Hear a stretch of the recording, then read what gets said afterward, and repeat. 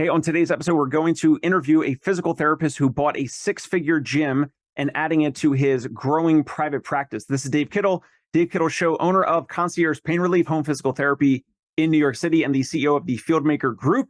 We're currently acquiring practices in the New York and New Jersey area. And today we have a colleague, physical therapy colleague of mine that I've known for years on the show, Brett Scott, physical therapist, the owner of Barbell Therapy and Performance.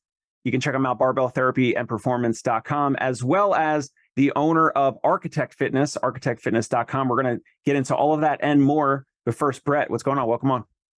Thanks for having me, Dave. It's been a while. It's been a while. We were talking behind the scenes in regards to the things that you're working on and growing your practice and the addition and the acquisition of Architect Fitness. But just for the audience, so let's go into maybe a little bit of the origin of not the full origin of Barbell Therapy and Performance, but kind of like why you decided to add and acquire an actual fitness company and facility, as opposed to maybe just other practice owners are like they just want to focus on the physical therapy and open, second, third, fourth, fifth location of physical therapy only. So I know you're a barbell therapy athlete yourself. You do competitions, you help clients with competitions. Obviously, that's a big component of it in terms of your love and desire around that whole sport. But why, as a business decision, like why did it make business sense to you? Yeah. So, I mean, I had started barbell therapy right out of school and got some help from Dave Kittle in a mastermind group back in 2017, 2018. And I had always had a unique experience where I was a strength coach all through school. I worked in a gym that was next to a physical therapy clinic that was more of like a PT mill, as you would say. And clients were going there and not getting better. And they were just coming back and like they're doing their exercises with us because we had more time to spend with them as trainers than typical PTs would. And what happened was I started my practice, and when I first started as a cash PT right out of school, I didn't have a big caseload. And I had a bunch of people that knew me as a strength and conditioning coach that wanted to do coaching with me. So I started just like, hey, I got 5 people that want to work out at 5 o'clock at night, like 3 days a week. I'm going to be on the floor from 5 to 7:30 or whatever, and a couple times in the morning. And that grew pretty quick for me. And for quite some time, I was actually profiting more a month spending my hours on the coaching floor than I was as a PT. If you just looked at like the hourly rate of what I was spending my time. So the other piece there too was being on both sides of the equation and doing clinicals and things. I realized that typical insurance models cut people off at, I don't know, 80% of when they, are back to where they want to be, especially for athletes and people that are active and want to get after it on the weekends or doing competitions, whatever. So for me, it was the missing link there of there was just that gap. And for me, having both, and I was doing this. So when I was barbell therapy, when it really originally started, I had the physical therapy side, and then I had the coaching, and I started transitioning a lot of patients. Like, hey, you don't need manual therapy anymore. You don't need any of this hands-on treatment. Like, you really just need supervised exercise and like intelligent loaded progression and exposure back to what you want to do. And so from there, as I got a little more successful and got busier, I started having people asking me questions and people inquiring, like not sure who I was, if I was a guru, if I was a massage therapist, or if I was a strength coach, just decided to put my hands on people kind of illegally, what my training background was. Because you look at my social media accounts, it was like all over the place between some manual stuff, people lifting. And this was the early days of barbell therapy, like when you had the practice. Yeah. Correct? Yeah. So that was the early days of barbell therapy. And I realized that there were 2 groups of people coming to me with 2 different problem sets and looking for 2 different solution sets, right? So people were coming in for rehab looking, saying, hey, I have this pain that's stopping me from doing X, Y, or Z. And then I had a few bit of people coming in saying, oh, like, do you do fitness stuff? Like, I see you doing like some physical type training, whatever. Like, I don't know if it's the fit for me though. And fitness has been around for years and it's a big industry. So I knew there was room there. And just the way I had been able to organically expand it just with like social media was like, okay, there's something here. And what really happened was the opportunity was presented to me to buy a fitness facility that was a good friend of mine, a trusted colleague. And because I was already in the mindset of I was trying to change my brand. I actually had like already gone and made a separate like strength and conditioning brand outside of barbell therapy because it was just confusing to people. So I ended up buying Architect Fitness, which was a separate gym. So I was subleasing space in Lowell, Massachusetts, inside of Spindell Barbell Club, and uh, I knew my goal was always to grow outside of that and have my own location. So this was one way for me to get there, and it was an established gym, was well run, well managed. It was sustainable, and so I saw that as my first way to have me be able to move and scale a clinic into a second location because there's room for that in there as well. And then it just so happened that 5 days later, I was presented with the opportunity to lease another space 5 minutes from the gym I was in. So yeah, so that's where we decided to go from one sublease space inside of a gym to two gyms with two PT clinics inside of them. So quite a big jump. Do you recall the number of paying members that Architect Fitness had at the time when you were, acquiring it and going through the deal process? Yeah, so the one I bought had about 120 members. So the Concord, New Hampshire location had about 120 members. And then I had about 30 members with me that I was training inside of the gym I was in that I was planning to move out of. And my goal was just to scale that number up. They're kind of in the transition period, like maintain what we had in Concord and then grow and scale the membership base with the new facility down in Massachusetts. Got it. And then what was the process in regards to your physical therapist? Like, you obviously had to have multiple physical therapists that now are in multiple locations. So were they already, barbell fitness forward type of physical therapists where you knew that they would kind of be the right fit for that hybrid experience, knowing like there's these consumers who come into you guys, they have pain, and then you'll probably say, hey, we also have this fitness option, or you have your fitness athletes who tweak something maybe outside of your programming or whatever, or they go too hard too fast and they tweak something, they have to go and see your physical therapist. From the fitness component, they need some hands-on physical therapy, kind of clear that, get that out of the way. So how did you, like, you already had a team set up that, or growing a team also at the same time that would be complementary to both of those businesses kind of in the same house, the same two locations? As far as the PT side with hiring physical therapists, Yeah. yeah. So before that whole move was set up, or the Tingsboro space was even presented to me, um, I had a student physical therapist who had come in a bunch of times to shadow and just ask really good questions. He's a really good person. We joked about it years before. I was like, well, maybe if you don't want to do collegiate strength and conditioning and PT in that realm, there could be something here for you in the future. And he had called me a couple months prior and said, hey, like, I don't think I want to be in the collegiate realm. Like, it's a hard industry to be in, and there's a lot of sacrifice. And I had gotten to the point where I was fully booked, stuck in the business, not being able to run it because I was just stuck in it. And I said, okay, like let's give this a shot. So he was a new grad PT.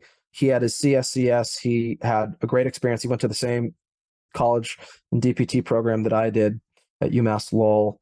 And I just knew that he had the people skills and the interpersonal skills, as well as he knows and understands where people are trying to get back to, that he could make it work as a physical therapist with us. Got it. Why? I know you already had the relationship with the owner of Architect Fitness. Why buy or acquire that gym and that whole, community and tribe and all that, as opposed to building something from scratch? When we're interviewing practice owners and I'm interviewing buyers sometimes and other folks that are in this whole mergers and acquisition space, you can either create something from scratch, like the way I did with Concierge Pain Relief, the way that you did with Barbell Therapy and Performance.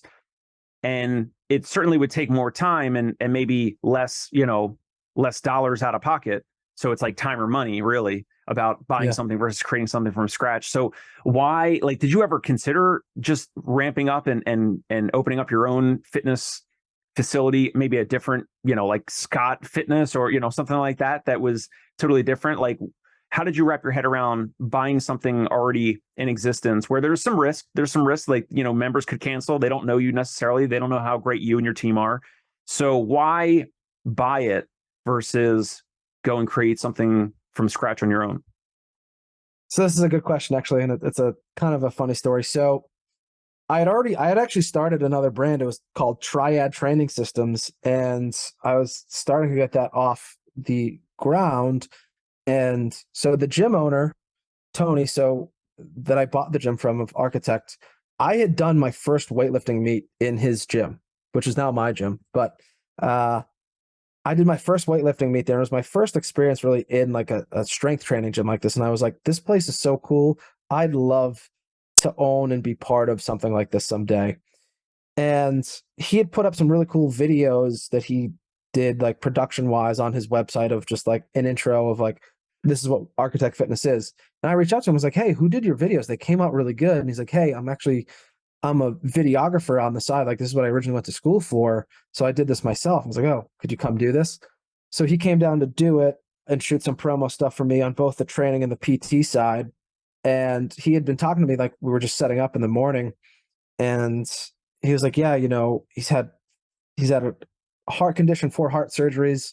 He's coded on a table. It wasn't the best fit for him anymore to own a business like this, where he can't move his arm really because it could affect the pacemaker lead. And he was like, I'm thinking about selling it maybe to Matt that he employed at the time. And I remember vividly driving home that day going, man, I could buy that gym, and I wish I could be a part of that. And he actually called me like 5 minutes later. He was like, hey, thought about it. We literally, so the reason I bought this one, we have the same training model and the same training beliefs. Like, what I was doing on the side is what he was doing fully to scale. And it was the same belief mindset behind fitness is not a one size fits all model. Everyone should have something that's fully individualized to themselves, and with the full access to the gym, where maybe a coach doesn't need to be there all the time, but they can still go and have a place and have a sense of community and like a family where you can go there any day and just feel at home, feel welcome, know all the people there, and have a good time. And so the brand was already running. I like the name of it too. I like the branding of it. It was well established and running. So for me, start something again from scratch, which I knew how long it took me to get Barbell Therapy up and running to where it even was at that point. To try to do that again was just something that like didn't really make sense to me. And I knew this one would still take off well. And yeah, the trust thing too, of going in and changing the name and changing what we're doing. I've been in a gym that got bought out before. And even when this owner had tried to make good, positive changes to the gym, people don't like change in the fitness industry. Is one thing I've learned as being a coach for a long time. And so for me, it was just like, let's not upset anyone. Let's keep it the same. And then that way there, I could just brand it, scale it. Like also, all the systems were in place. All the problems that had been encountered were written down on, there were standard operating procedures for everything. So for me, it just made sense to do that instead of really start bare bones from scratch. So let's go back for a second. He calls you 5 minutes later, and what was the conversation then? I was kind of in shock. I was like, yeah, I mean, there's lots of details we have to sift through here, but it's definitely something I'd be interested in. So he called you back and said, maybe you would be maybe I should sell to you, or did he ask you, like, would you even be interested, or like, do you recall that conversation? Yeah, he asked if it's something I would be interested in. He just was like, hey, I just watched the way you coached, watched the way you ran your business, how successful it's been in the past year and a half for you of building this up, and just seeing what you've done. Like, I would trust that you would be able to take this brand and run it much smoother than me giving it to someone that's not currently a business owner and doesn't have that experience. Yeah. So, and with a lot of people coming on the show and sellers and practice owners, like, finding a good steward to continue the legacy and the reputation that the original owner built is a huge consideration for someone that's going to sell something. So whether they're selling a physical therapy practice, if they're selling a gym and a fitness company, fitness facility, whatever it is. Like at the end of the day, most of those individuals are looking for a good steward, a safe pair of hands. He already knew you and liked you and trusted you. And so he knew that you would probably be the best type of person to continue it. And knowing, like, he saw your seriousness, your level of commitment to your clients, the business and all that. So in his eyes, it probably made a lot of sense. Yeah, exactly. So give us a little bit more background. So you're buying this, you bought this 6-figure gym, this company. And so maybe I could screen share, because in the pre-interview, I was looking at your physical therapy website and then how you kind of connect the two. Because in terms of messaging, you made like 2 different websites, signage out front of your facilities, 2 different signage is separate. So the consumer, you're trying to make it very like crystal clear, right? Even though you might do both sides of the fence, right? Yeah. Well, and the thing too is, like, everything these days is kind of like you should niche down, and nobody, especially on like the cash-based realm, people go to specialists, they'll pay a lot of money, right? So for me, it was that viewpoint of, we do these 2 things well enough where we can have them as separate businesses, not having people think they're coming to the jack of all trades, master of none. Right. So is it cool if I screen share your website real quick? Yeah, go ahead. All right. So if you're listening on iTunes or Spotify, you're going to have to jump over to the YouTube, check this out. So Barbell Therapy and Performance.com. I want to just show this as a screen share because I think this is really smart and savvy and clear to the consumer. And a lot of consumers already don't know what physical therapists can do or what they could do. So on Brett's main website, obviously this is speaking to someone who is in pain. They're on painkillers, whatever it might be. And here's a natural solution. So there's a really clear website. And this is speaking just to someone that is looking for, pain relief, and they're looking for physical therapy, like a medical diagnosis or a medical situation type of thing, right? So I'm showing this because on the top menu bar here of a couple tabs is Architect Fitness. So I already have it open here. So click this, opens up to Architect Fitness. And now it's speaking directly to athletes, active adults who want to lose weight, get fit, and optimize performance. And the reason why I'm showing this, as you can see, it's a different brand, different color, right? And when you scroll down, the call to action, the buttons are still that same type of, I don't know, what's this color? Like some orange red. That's red, Dave. Yeah. it's like off red, but it's not. Okay. I think you might be colorblind. All right. So we got the red call to action, right? On all this. This is the fitness website. And then here's what's in it for you as a practice owner if you were ever going to, buy a fitness facility or something like that, or kind of partner or mesh these 2 worlds. So on the fitness website, did you know physical therapy is offered at Barbell Therapy and Performance? And you see now the color scheme has shifted back to the blue. And so if you click that, boom, you're back on Barbell Therapy and Performance's website, even though it's in these two of 3 locations. So it's in the Concord and the Tingsboro, Massachusetts locations where it's Architect Fitness and Barbell Therapy and Performance. So physical therapy services, one-on-one with a licensed physical therapist, as well as the Architect Fitness experience for losing weight, getting fit, working on your performance and all that. So any other comments here in regards to like I mentioned before, a practice owner is going to say, like, why would I, what's in it for me? Like, why would I want to acquire some type of a fitness facility or studio or some type of community, right? And so here's how, in terms of like clear marketing message and online experience, you can kind of separate the 2, even though they're housed in the same facility. Any thoughts or any other, like, where you could expand on that? Why would they want to do like a whole separate brand like this?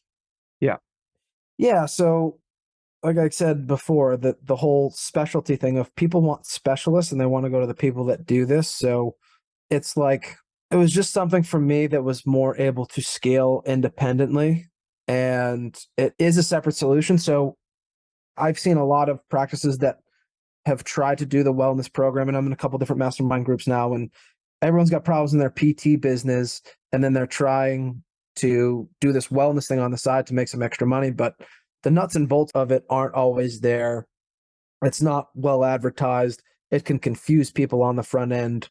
So for me, it was like, let's make this a whole separate business. And I think from my mindset too, instead of having this thing like on the side of like, oh, we can do this, it's like, no, we do this.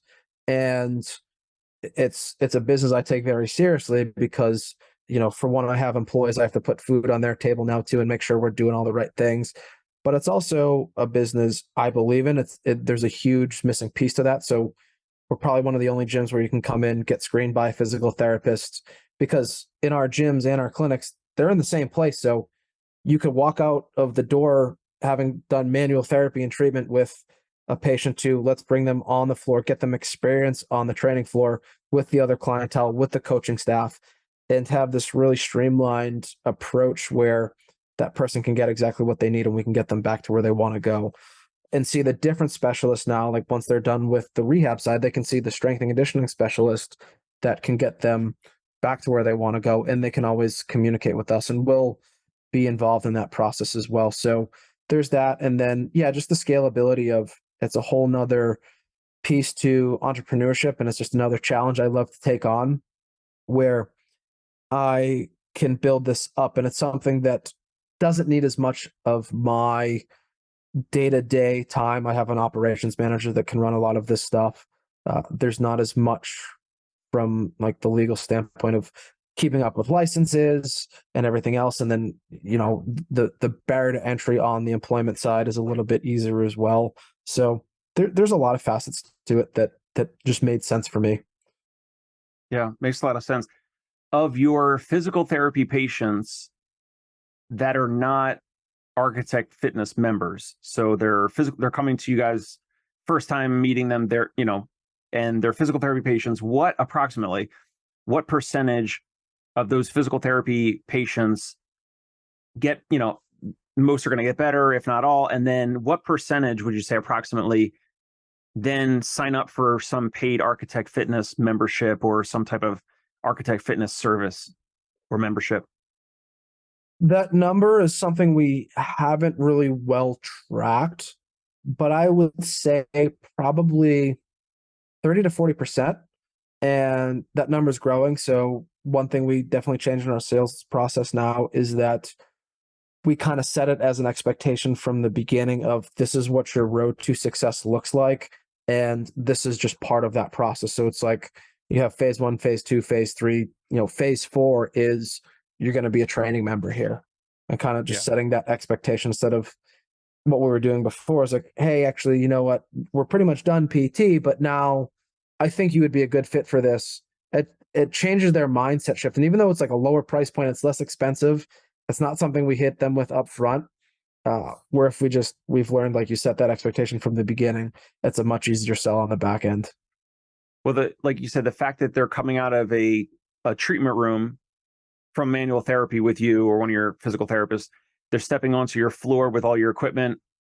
They're interacting with other clients and coaches of Architect Fitness, but they might be doing some, therapeutic exercise, loading, whatever, as part of your treatment, but they're kind of already going into like that hybrid experience of like the crossing between those two worlds and like you're kind of like meshing them together. And therefore, then if you get to the end of the plan of care with that person and back pain or, shoulder pain or whatever, and now they're better, and the presentation of, hey, here's an option, here's, you would probably be a good fit for Architect Fitness, or, I don't know if they probably wouldn't need a screen at that point, but it makes that a little bit more seamless as opposed to them not interacting physically on your floor with the other individuals. And now it's like, well, have you ever thought about, Architect Fitness and this, then it's like probably a bigger jump and would scare off more people as opposed to them being integrated earlier on, which is what you're doing. Yep, exactly. It's definitely easier to get them in that way from the front end of just upfront expectation. Right. Any final thoughts or takeaways in regards to, your learnings or even where you're going in the future? Scaling a gym is harder than I thought it was, but I think at the end of the day, it still is something. The thing with the gym is there's just so much potential for profit if you do it right. And we're still learning how to do it right and what works best from advertising, sales, the whole setup of the membership and the structure of the gym and the business model itself. But something I think people don't consider is people look at the cost of like personal training, and it's like, oh, well, I can charge $100, but I have to pay so-and-so 70, where I could do PT and make, X amount more profit. But on the training side, something people should consider too, like we have this very unique semi-private training model where if we scale it a little bit more, and I actually was just doing my annual planning. So if we scale it a little bit more in the next year, and I think for each location, like this past year, we got 69 new members in one location, and I think 72 in the other. If we scale that just a little bit more and we keep our retention high, that becomes a very, very profitable business that would do better than a fair amount of small cash hybrid type clinics out there. And it's something that I don't have to have my hands in every single day. Right. Yeah, it makes a lot of sense. Perfect place to wrap up. So, Brett, if there's a physical therapist or practice owner or other individual out there that wants to connect with you, what's a good place, whether LinkedIn or email, website, somewhere else online? Yeah, my LinkedIn, I think you could probably just search my name, Brett Scott, BRETT, SCOTT. My Instagram, my personal Instagram is at Dr. Coach BS. It's _BS, Brett Scott. It's kind of funny. And our social medias, Instagram is at barbell.therapy. And the fitness side is not at architectfitness.com. That's ARKITECT fitness.com. And you can check out either of those websites too at architectfitness.com, barbelltherapyandperformance.com. And my email is brett@barbelltherapyandperformance.com. Awesome. So, and what about podcasts? So you if you're watching on YouTube, you can see Brett's got like a ridiculously nice setup here. So podcast is what? The Barbell Therapy and Performance podcast.